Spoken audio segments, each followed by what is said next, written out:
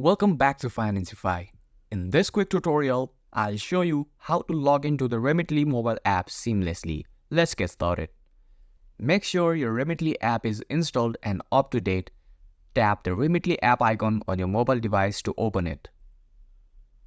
Once the app opens, you will see the home screen with two main options. Join now and sign in. Tap on Sign In.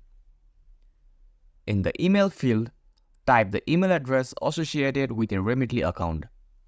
In the password field, type your password. Ensure it is entered correctly, paying attention to case sensitivity. If you can't remember your password, tap Forgot Password and follow the prompts to reset it.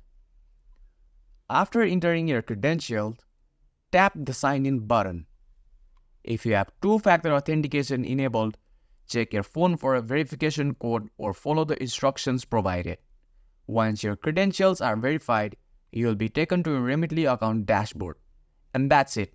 You are now logged into the Remitly app.